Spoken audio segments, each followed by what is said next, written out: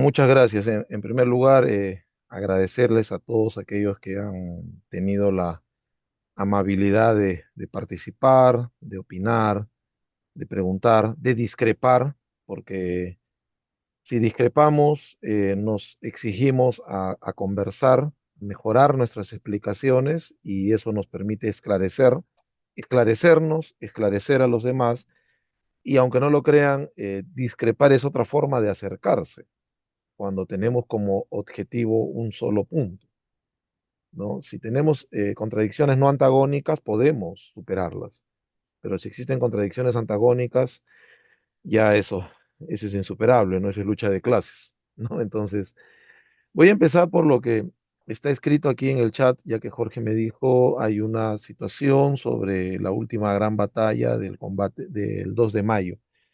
El 2 de mayo de 1866, en esta suerte de combate-batalla que se da entre una flota de la Marina española y una resistencia popular en el Callao, no está ligado, lo han querido ligar, pero en realidad no está ligado a la independencia.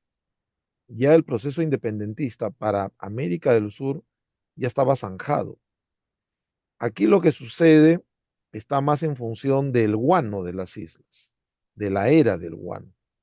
No olvidemos que el guano, lo que genera la era del guano, va a originar ingentes cantidades de dinero y va a ser el soporte para el fortalecimiento del imperio inglés. Inglaterra encuentra su sustento real para su fortaleza mundial en el guano. ¿Ya? Estaba Inglaterra ya en toda revolución industrial y necesitaban, ¿no? Producir más en el campo y el guano es la gran solución. Entonces, el gran negocio del guano, que generaba ingentes cantidades de dinero y de ganancias para un grupo de familias, ¿no? Los consignatarios, muchos de ellos eran ingleses o ingleses casados con estas antiguas familias limeñas, encontraron en que los españoles al ocupar las islas guaneras estaban tocando directamente sus intereses. Y es por eso que al ver que sus intereses directamente eran agredidos, los intereses por el dinero del guano, que ya estaba en crisis, porque el guano, el precio del guano ya estaba en bajada y el precio del salitre estaba en subida, es que llaman a esta defensa nacional.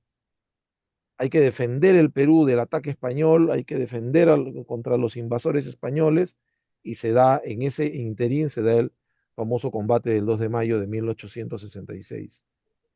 Pero cuando ya el guano está totalmente en crisis y el salitre es el nuevo producto y el salitre no es controlado por los grandes agentes que controlaban el guano y se da la guerra contra Chile, todos sabemos que la oligarquía y la burguesía sale corriendo del Perú, no defiende este país. No es solamente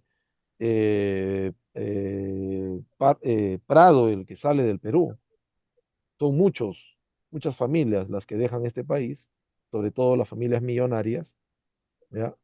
Para no participar en la guerra. Y cuando termina la guerra contra Chile y el desastre está, regresan, ellos dicen, para salvar al país. Ahí hay que leer a Manuel González Prada, ¿no? Manuel González Prada, en su texto, algo como Reflexiones de un reservista, nos narra cómo las grandes familias aristocráticas y las grandes familias hacendatarias y oligárquicas, los que eran dueños del Perú porque habían acumulado ingentes cantidades de dinero gracias al guano, huyeron de este país, ¿no? Huyeron de este país y simple y llanamente dejaron que por este país pelearan todos aquellos que jamás habían recibido nada de este país, ¿no? Entonces, no confundir el 2 de mayo de 1866 con la independencia. La independencia ya estaba zanjada. Aquí está dentro del proceso del guano, que es otro proceso, y que cuando se utilizó chauvinistamente para llamar a pelear a todos aquellos que fueron a pelear supuestamente porque estaban defendiendo al Perú de un intento de recolonización. así ha quedado para la historia, ¿no? Y es por eso que siempre se habla del 2 de mayo de 1866 como última gran batalla por la independencia, pero no tiene ninguna relación con la independencia, ya que desde 1826, cuando se terminan de rendir en el Real Felipe, ya España no tenía un solo control político sobre un territorio que podría considerarse Perú. El último lugar donde España tuvo un control político directo fue el Castillo del Real Felipe con el brigadier José Ramón Rodil. Después, España desaparece como parte del control político de nuestro territorio. Ya viene, Y ya, ya viene la también, dominación inglesa. Eso es otra cosa, es ajá. parte de otra historia. Eh, Cierto también lo que dicen ahí, la idea del Tahuantinsuyo como un todo, ¿no? Todos ya sabemos en la actualidad por los estudios importantes que ha realizado el maestro, el doctor Valdemar Espinosa Soriano, que el Tahuantinsuyo era un imperio en plena formación cuando llegó la invasión hispánica, ¿no? En su libro La destrucción del imperio de los incas, el maestro Valdemar lo demuestra correctamente cómo es que un imperio que controlaba extensiones tan grandes puede sucumbir. Y sí, es cierto, viene toda una falsificación histórica, ideológica, a partir de que las clases, las antiguas clases dominantes o antiguas clases dirigentes incas que ahora se convertían en dominantes, van a ser vistas como socio menores de la nueva, Bueno, ese ahí, ¿no? del nuevo control político, ¿no? De España. Entonces Ya, ahí tendríamos que ver un poco también algunas figuras. Ahora sí, para entrar ya directo a lo que se nos ha preguntado Manuela. a través de este medio, wow, se cruzó un grito. Carlos Luna, sí, Carlos Luna, el artículo se llama Marx y Pachacútec y fue escrito por Jorge Basadre en 1929. Yo dije que estaba desarrollando un comentario crítico y ampliando la idea de Marx y Pachacútec de Basadre, y quizás me faltó decirlo por un motivo principal. Alguna vez en San Marcos, en la década de 1990, a un antropólogo se le ocurrió decir que los 7 ensayos de Mariátegui ya no servían, porque Mariátegui decía que los incas habían sido comunistas, el imperio comunista. Y precisamente este artículo, Marx y Pachacútec, de Jorge Basadre, hace referencia a eso y lo dice claramente, ¿no? No se trata de que el imperio haya sido comunista, se trata de que lo visualizaron como comunista a partir de una mala lectura teórica de Marx. Lo dice Basadre, ¿ya? Y en segundo lugar, no fue solo Mariátegui el que dijo que el imperio de los incas era comunista. Estamos en 1928 cuando se escribe 7 ensayos, ¿ya? Aya de la Torre, en sus textos juveniles, también habla del comunismo incaico. Luis Valcárcel también habla del comunismo incaico. Julio César Tello también habla del comunismo incaico. Víctor Andrés Belaúnde también habla del comunismo incaico en sus textos de 1918. José de la Riva Agüero y Osma también habla del comunismo incaico. García Calderón también habla, es decir, en este artículo que estoy preparando, está ya bastante extenso, demuestro cómo toda la generación del 900 y la generación del centenario, influenciados por Bodán y por otros investigadores, sostenían que el imperio de los incas, que el Tahuantinsuyo, había sido una sociedad comunista. Pero la crítica viene a partir de 1929, cuando Basadre dice, han leído mal y han interpretado mal. Y es un texto de un Basadre de 26 años.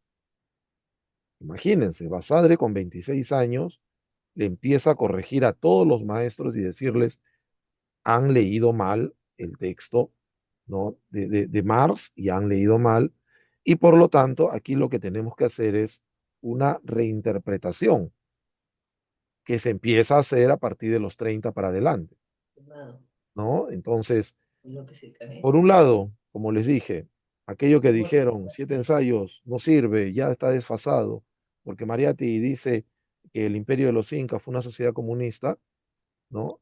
Entonces tendríamos que dejar de lado todos los textos de todos los autores de la generación del 900 y de la generación del centenario o de la reforma, como también le llaman otros, porque para todos ellos, en esos años, las ciencias sociales de aquella época entendía al Tahuantinsuyo como comunista a partir de algo, el trabajo colectivo de la tierra.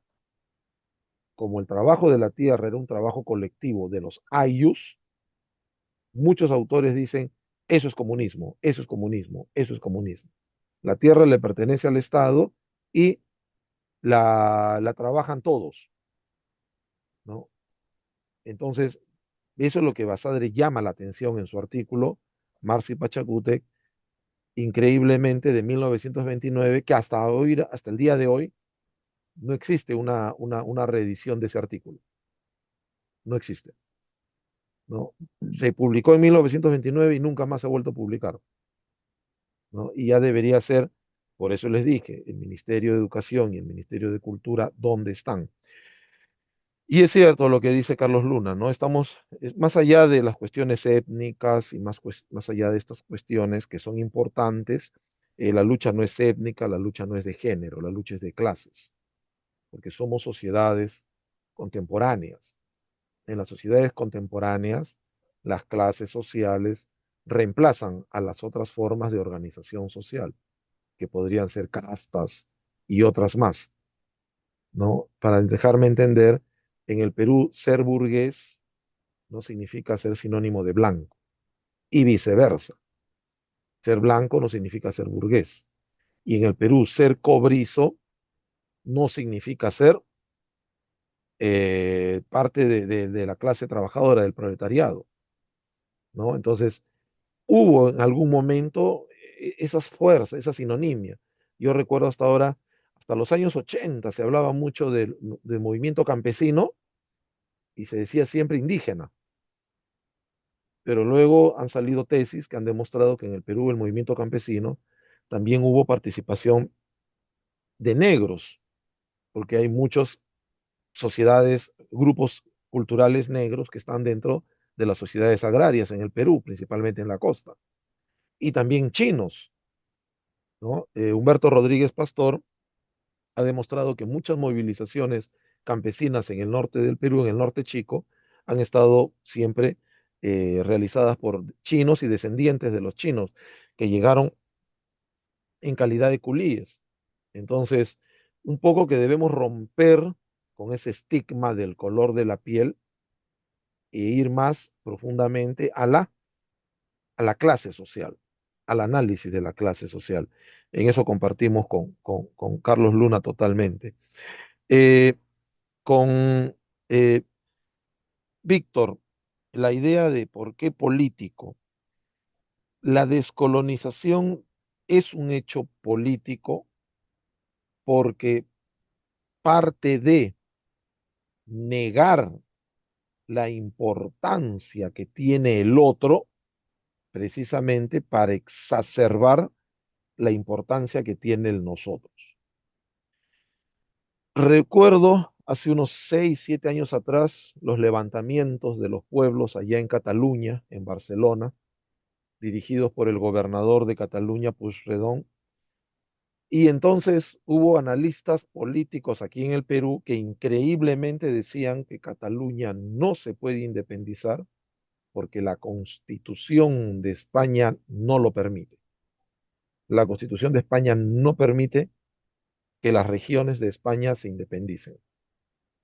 Pero bajo esa lógica, Venezuela, Colombia, Ecuador, Perú, Bolivia, Paraguay, Chile, Uruguay, Argentina, jamás nos pudiésemos haber tampoco generado nuestro movimiento de independencia.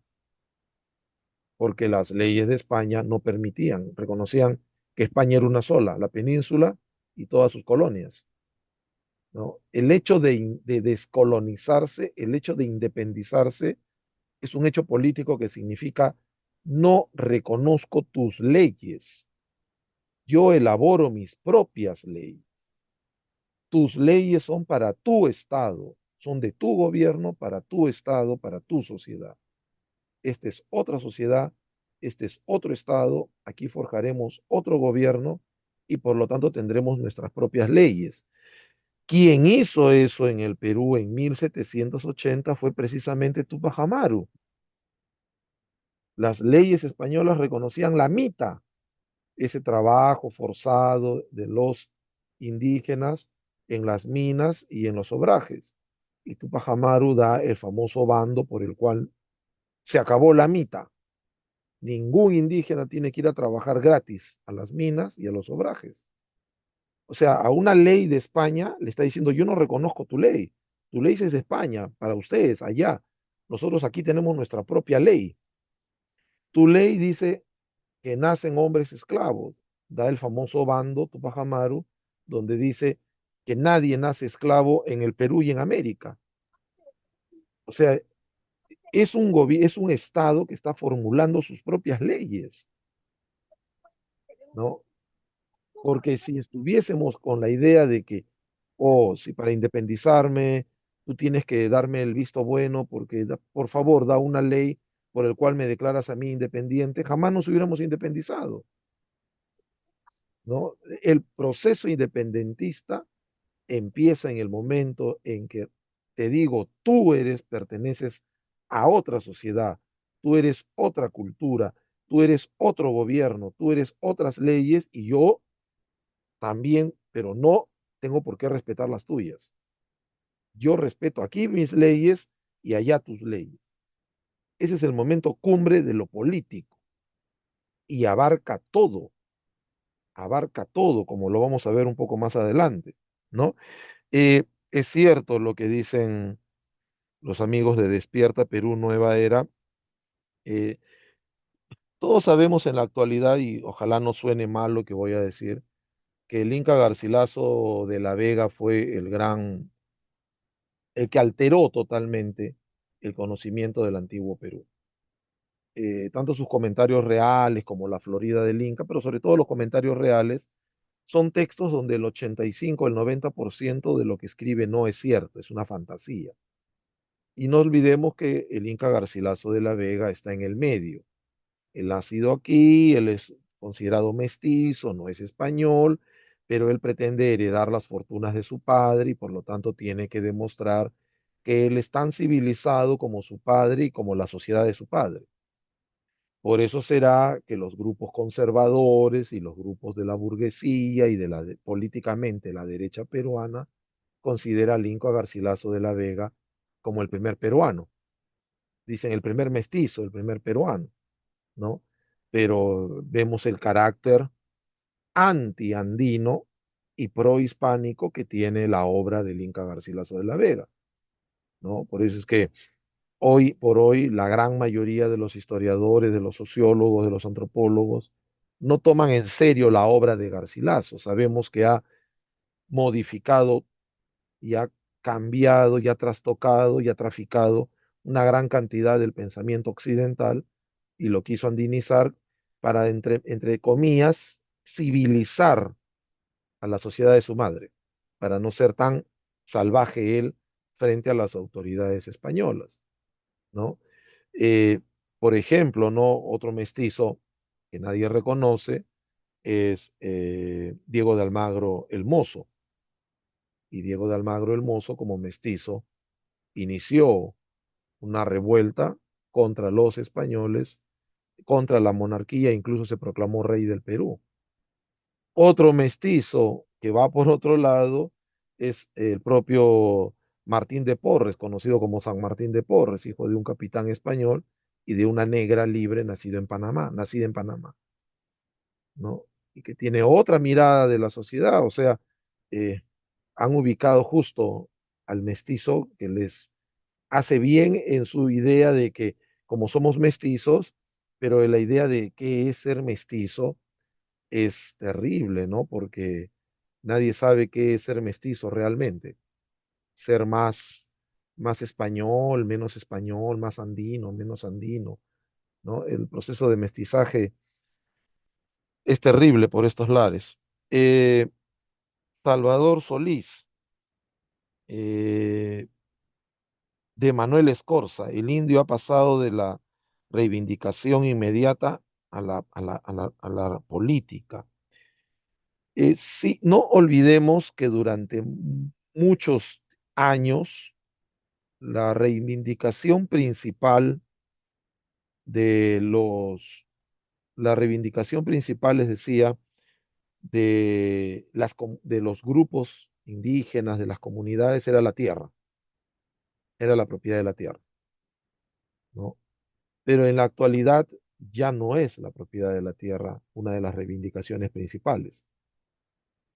Han pasado a algo más importante, poder. Quieren tener poder político, poder de decidir sobre su región. Esto ha asustado mucho a las autoridades aquí en Lima y a los grupos de poder económico y de la gran burguesía. El hecho de que sea la comunidad en Cajamarca la que diga no a Conga, ¿no? Está demostrando que nosotros queremos decidir en nuestra región.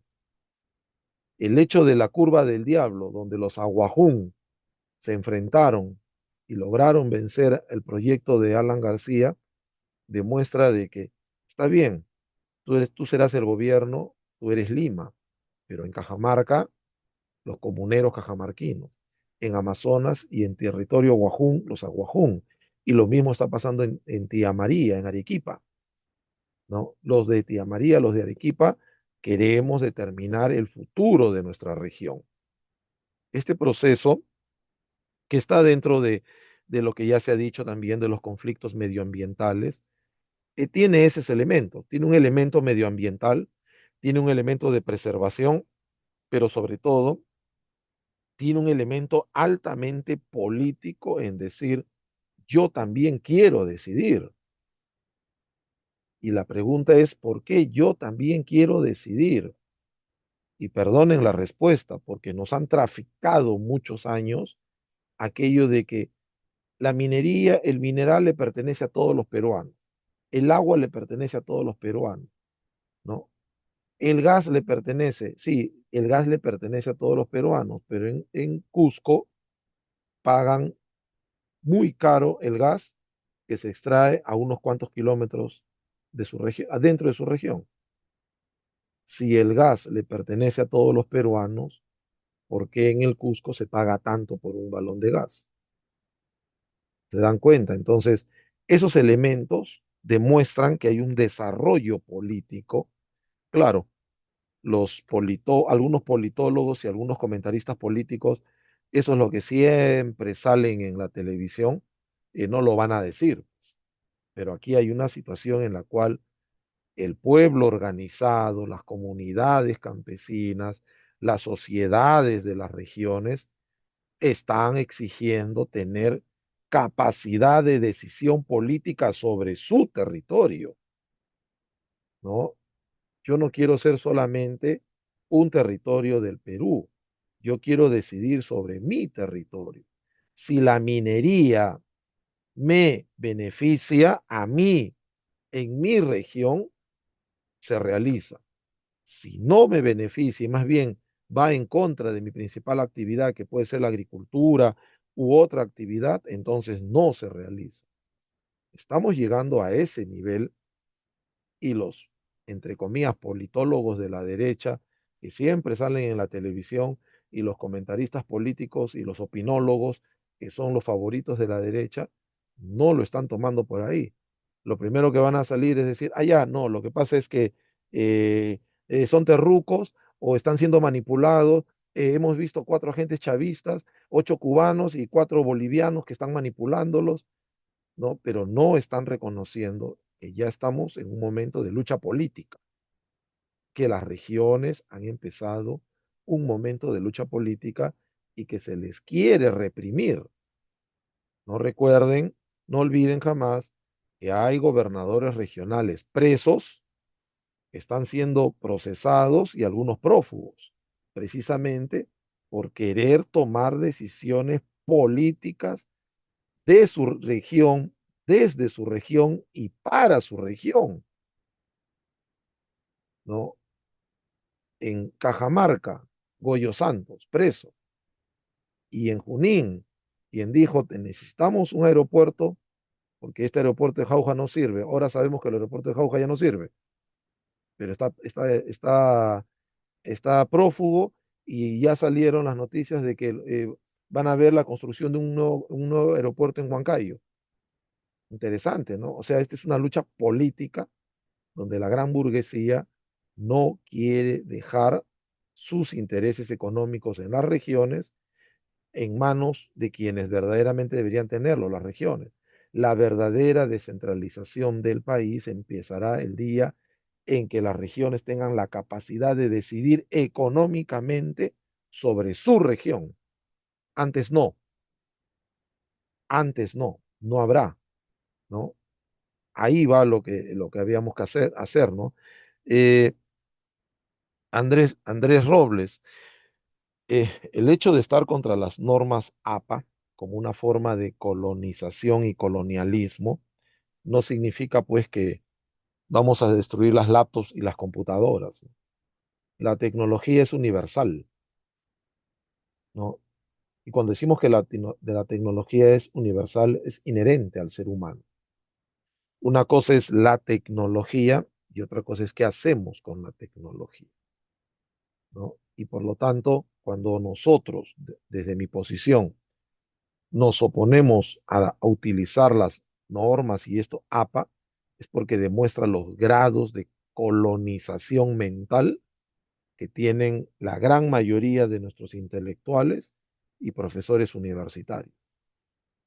Es más, yo siempre lo he dicho, y esto lo asumo como persona, discúlpenme yo prefiero, y ahí está de testigo Germán, Jorge y el grupo emancipador, yo prefiero publicar mis artículos en un diario que se vende a un sol, a sol 50, a 2 soles, que en una revista universitaria donde durante un año solamente la van a revisar 100 o 150 personas. O sea, estamos reduciendo el conocimiento a la élite o a la élite, como le quieren llamar.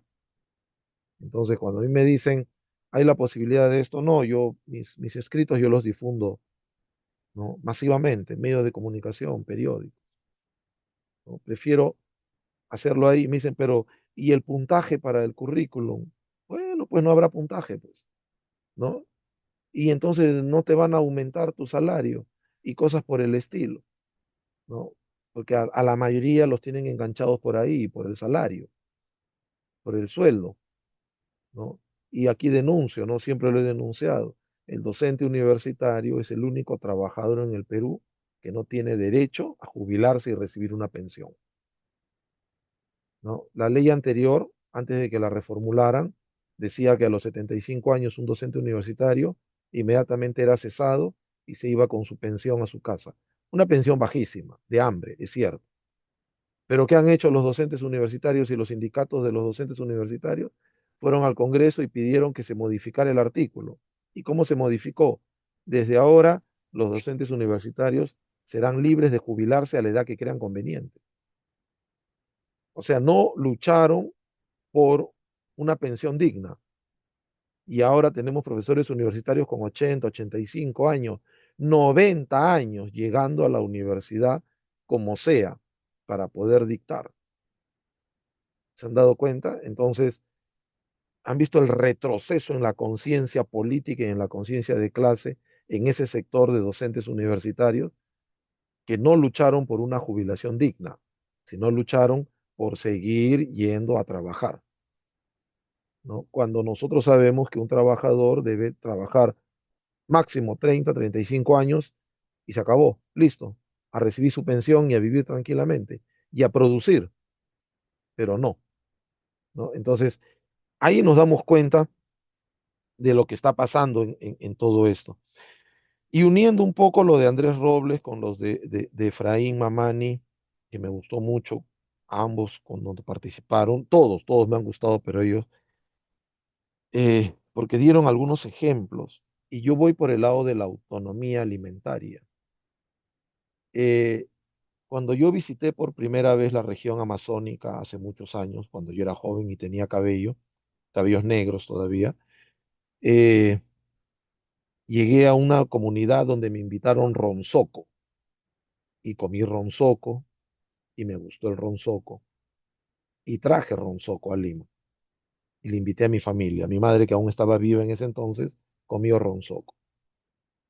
Hoy me han dicho que en muchas comunidades ya no quieren comer ronzoco porque ya no es ronzoco, es capibara. Y el capibara es el amigo de los niños. Y el capibara sale en la televisión en dibujitos. Y el capibara y el capibara. Le van a hacer a las comunidades amazónicas lo mismo que le hicieron a ciertas comunidades negras de la costa peruana en quitarles el derecho a comer un animal o un producto que ellos consideraban dentro de su dieta. El Congreso de la República, totalmente contrario a la libertad en este país, dio una ley por el cual las mascotas no se pueden consumir y colocaron dentro de las mascotas al gato. Y en el Perú de gato se consume desde hace 500 años y ronzoco se consume desde hace 10.000 años y cuy se consume desde hace 20.000 años. Y ya sabemos que hay mucha gente que anda diciendo, pero cuy, ¿cómo pueden comer cuy si el cuy es mascota? En Europa, la gente civilizada tiene al cuy como mascota. Qué brutos que son los peruanos, comen cuy. O sea, en nombre de la civilización y de la pseudo civilización, y para ser pseudo civilizatorios, vamos a perder nuestra autonomía alimentaria, que a ello deberíamos ir. La gran China, esa China que produce de todo y alta tecnología, en sus mercados y en sus fiestas principales de Año Nuevo, todavía consume perro. Y en el TikTok está lleno de imágenes chinas donde preparan canes y se los comen. Porque a China nadie le puede decir qué comer y qué no comer. Y en cambio a nosotros sí nos dicen qué comer y qué no comer, ¿no? Entonces, vamos a esperar a que a alguien, a un congresista caviar civilizador, se le ocurra poner una ley en el Congreso a debate donde el cuy va a ser mascota y por lo tanto saquemos al cuy y vamos a caer en esa dominación, que es una dominación efectiva. En este país tenemos unos días increíbles. El primer sábado de febrero, día del pisco sour. El primer domingo de julio, día del pisco. Entonces, como yo soy bien peruano, bien chauvinista, bien patriota, me voy a un centro comercial y compro una botella, dos, tres botellas de pisco.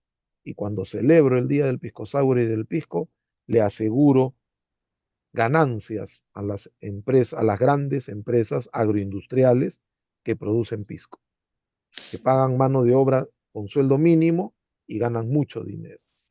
Y yo siempre he preguntado a los congresistas, ¿y cuándo el Congreso de la República nombrará el día del masato, el día de la jora, el día de la frutillada y el día de la chicha? Ah, no, me olvidaba. Masato, jora, chicha, frutillada, la producen las mujeres campesinas, las mujeres del pueblo, lo venden en las chicherías, en pequeñas jarritas. No es negocio de los grandes centros comerciales, de esos que se les cae el techo y nadie dice nada y que lo han tapado con un incendio en Barrios Altos, porque ahora todo el mundo habla del incendio en Barrios Altos, pero el Poder Judicial y el Ministerio Público no dice nada del dueño del centro comercial que se cayó el techo en Trujillo, ¿no? ¿Se dan cuenta? Cuando se trata de asegurar el negocio de un gran empresario, el Congreso crea el Día del Pollo a la Brasa, y entonces todos van corriendo a la cadena de pollerías que tiene cadena en casi en todos lados, y hasta celebran con música el Día del Pollo a la Brasa, el Día del Este y el Día del otro. Y el Día de la Papa a la Huancaína, esa que todos sabemos hacer en casa, con nuestra licuadora o con nuestro batán, y que comemos en el Perú desde hace 500.000 años, ¿no? Entonces, es interesante, ¿no? Es interesante cómo se va articulando la dominación no solamente ya desde afuera, sino también desde adentro, y eso es lo peor, ¿no? El enemigo es el imperio, pero el traidor es el que está adentro, ¿no? Y ese es el que nos apuñala cada rato, ¿no? Entonces, tenemos que recuperar, empezar a recuperar costumbres, tradiciones, fiestas ancestrales, ¿no? Pero lo más importante, y yo siempre lo he creído, y para mí es importante, nuestra economía se sustenta principalmente sobre un factor que debe ser primordial, la autonomía alimentaria. China ya lo logró. China es un país de casi 1.500 millones de habitantes que produce tantos alimentos para alimentar todo el año a su población. Que reciben importaciones es otra cosa, que le compran uva, palta a Perú porque les gusta comer algunas cosas exóticas puede ser. Pero si China cerrara sus fronteras y no comprara ningún alimento, China mantiene a su población durante todo el año comiendo, porque ha logrado la autonomía alimentaria. Y la autonomía alimentaria no solamente pasa por producir la cantidad de alimentos anuales que debe consumir tu población, también pasa porque nadie te dicte qué comer y qué no comer, qué es civilizado y qué no es civilizado, qué es superior y qué no es superior. Ahí están los niveles de alienación. Todo eso que ahora llamamos comida chatarra, que nos demuestra el alto grado de alienación que tiene este país y que está perjudicando en la salud a las grandes mayorías. ¿Se dan cuenta? Entonces, el problema tiene muchas aristas este problema de la dominación colonial, de descolonizarse, ¿no? Para terminar, yo le cuento a mis alumnos que cuando yo era joven y salía de la universidad, cuando era alumno de pregrado, salíamos y nos íbamos al mercado y en el mercado comíamos chanfainita, caucau. Ahora uno sale de la universidad y ¿qué encuentra? Pollo broster, chaguarma, ¿no? Salchipapa, ¿no? Entonces, ¿y qué pasó? ¿Dónde está lo que alguna vez no fue el sustento diario de las familias que trabajaban produciendo alimentos y de nosotros que lo consumíamos, ¿no? Yo decía, yo antiguamente cuando era niño salía del colegio, iba a la esquina y me compraba mi pan con sangre, 2 panes con sangre me comía, ¿no? Ahora ya dicen, sangre, ¿qué es eso? ¡Uy, qué asco! ¿Qué es eso? Morcilla, morcilla, ¿no? Esto, es interesante lo que está pasando en los niveles de alienación, por eso esto es una solución política, si no, no la vamos a tener. Eh, Espero no haberme extendido mucho y agradecer al Grupo Emancipador, a Germán, a Jorge, a todos los que participaron, a todos los que están ahí. Si algo de lo que he dicho ha sido de su agrado, muchas gracias. Y si en algo discrepamos, no lo tomen a mal, es bueno también discrepar, porque cuando discrepamos tenemos que mejorar nuestras formas de explicar, porque si algo no se ha entendido es mi culpa, yo no supe explicar. ¿No? Yo me río cuando alguien dice, ¿me entendiste? No, no, no, no. Yo te puedo entender mil cosas, pero tú tienes que saber explicar lo que tú quieres explicar. Entonces, estos espacios también nos ayudan a mejorar todos los días nuestras formas de explicar y les agradezco a ustedes y a todos los que están ahí y espero pues algún día nos volvemos a encontrar. Muchas gracias.